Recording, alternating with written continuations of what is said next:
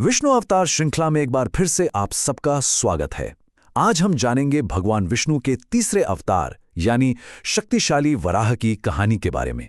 देखिए, ये सिर्फ एक कहानी नहीं है, ये तो एक पूरी ब्रह्मांडीय गाथा है।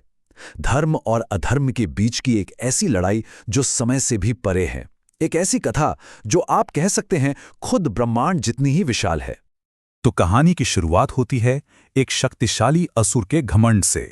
एक ऐसा घमंड, ऐसा अभिमान कि वो पूरे ब्रह्मांड को अपनी परछाई में डुबो देना चाहता था। जरा कल्पना कीजिए, एक ऐसी दुनिया की जो कभी जिंदगी और रोशनी से भरी हुई थी और उसे घसीटकर ब्रह्मांडीय महासागर की अथाह गहराइयों में फेंक दिया गया। एक ऐसे अंधेरे में जिसका कोई अंत नहीं। और इसी अंधकार के बीच उम्मीद की किरण बनकर आए एक दिव्य योद्धा। उन्होंने एक शक्तिशाली वराह का रूप लिया और सृष्टि को बचाने के लिए अवतरित हुए। जी हां, यही तो कथा है वराह अवतार की, उस रक्षक की जिन्होंने पृथ्वी को उन गहराइयों से बाहर निकाला और ब्रह्मांड में संतुलन को फिर से स्थापित किया। तो चलिए इस कहानी के पहले हिस्से में चलते हैं।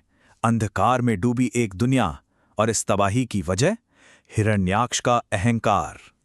तो देखिए, हिरण्याक्ष नाम का एक बहुत ही शक्तिशाली असुर था। उसे अपनी ताकत और वरदानों का इतना घमंड था कि उस घमंड में अंधा होकर उसने स्वर्ग तक को हिलाकर रख दिया। और इतना ही नहीं, उसने पृथ्वी यानी भूदेवी को बड़ी बेरहमी से उठाकर ब्रह्मांडीय महासागर की गहराइयों में डुबो दिया। सोचिए, पूरी सृष्टि अंधेरे में समा गई, सब कुछ शांत, ठंडा और बेजान। सारे देवता घबरा गए, कांप उठे। सृष्टि का जो संतुलन था वो बिगड़ने लगा और फिर एक बार पूरे ब्रह्मांड ने मिलकर भगवान विष्णु को पुकारा। लेकिन सवाल ये था कि इस मुश्किल घड़ी में इस पुकार का जवाब कौन देता? और तभी कहानी में वो मोड़ आया जिसका सबको इंतजार था। एक ऐसी गर्जना गूंजी जिसने पूरे आकाश को चीर कर रख दिया। और इसी गर्जना के साथ हुआ वराह का प्राकट्य। स्वर्ग में एक जबरदस्त आवाज गूंजी। ये कोई चीख नहीं थी, ना ही कोई मंत्र था। ये तो एक ब्रह्मांडीय गर्जना थी। एक ऐसी गर्जना जिसने बादलों को फाड़ दिया और आसमान के सितारों तक को हिला डाला। और उसी दिव्य कंपन से एक तेजस्वी स्वरूप का जन्म हुआ, वराह यानी दिव्य सुअर। ये कोई और नहीं बल्कि रक्षक भगवान विष्णु के ही अवतार थे। उनका रूप वाकई अलौकिक था, आधा वराह और आधा देवता का शरीर। उनका तेज ऐसा मानो हजारों सूरज एक साथ चमक रहे हों। और उनकी आंखों में एक दिव्य उद्देश्य की ज्वाला धधक रही थी। और इसी विशाल रूप में उन्होंने खोई हुई भूदेवी को ढूंढने के लिए उस ब्रह्मांडीय महासागर में छलांग लगा दी। और यहीं से शुरू हुई रसातल में खोज की कहानी। वराह अवतार का उस ब्रह्मांडीय महासागर की गहराइयों में उतरना। चारों तरफ घूमता हुआ पानी और कभी न खत्म होने वाला अंधेरा। इसी के बीच वराह और भी गहराई में उतरते चले गए। कहते हैं महासागर के सारे जीव उनके सामने झुक गए। हवाएं थम गईं। ऐसा लगा मानो पूरे ब्रह्मांड ने अपनी सांस रोक ली हो। सब देख रहे थे कि कैसे वो अवतार भूदेवी यानी सभी जीवों की मां को खोज रहे थे। और फिर उस अथाह गहराई की एकदम तह में उन्होंने भूदेवी को ढूंढ लिया।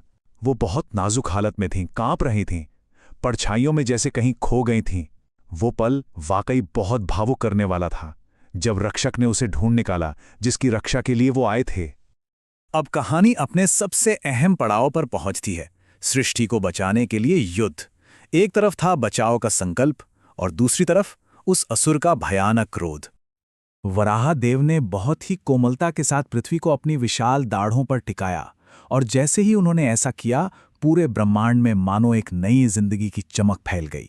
अपनी पूरी ताकत के साथ वो महासागर से ऊपर उठे, पूरी दुनिया को लहरों के ऊपर उठाए हुए। वो नज़ारा सितारों और पानी से चमकता हुआ ऐसा था जैसे कोई नई सुबह हो रही हो। लेकिन हिरण्याक्ष वहीं इंतजार कर रहा था, गुस्से में जलता हुआ। तो अब आमने सामने थे दो विरोधी। एक तरफ था हिरण्याक्ष का घमंड जो पूरी सृष्टि को चुनौती दे रहा था, और दूसरी तरफ थे वराह जिनके मन में एक दिव्य उद्देश्य की आग थी और वो अपनी दैवीय शक्ति के साथ सृष्टि के रक्षक बनकर खड़े थे। जैसे ही उस असुर ने अवतार को ललकारा, पूरा महासागर कांप उठा और फिर छिड़ गया एक महायुद्ध। ऐसा भयंकर, ऐसा हिंसक युद्ध कि उसकी गूंज तीनों लोकों में सुनाई दी। एक जबरदस्त लड़ाई के बाद आखिरकार वराह देव ने अधर्म के उस प्रतीक हिरण्याक्ष का वध कर दिया और सृष्टि में एक बार फिर शांति की स्थापना की। और इस तरह हुई पृथ्वी की गौरवशाली वापसी। पूरे ब्रह्मांड में फिर से रोशनी लौट आई। दुनिया फिर से अपनी सही जगह पर स्थापित हो चुकी थी। दिव्य कार्य सफलतापूर्वक पूरा हुआ। तो ये कथा हमें यही याद दिलाती है कि अंधेरा चाहे कितना भी गहरा क्यों ना हो जाए, जब जब अधर्म बढ़ता है तब तब धर्म की रक्षा के लिए वो दिव्य शक्ति जरूर अवतार लेती है। तो ये थी वराह अवतार की कथा, उस महान योद्धा की कहानी जो पृथ्वी को वापस रोशनी में लाने के लिए खुद अंधेरे में उतरे। अगली कहानी के लिए हमारे साथ बने रहिएगा, क्योंकि अगली बार हम आपके लिए लेकर आएंगे भयंकर और महान नरसिंह अवतार की अद्भुत कथा।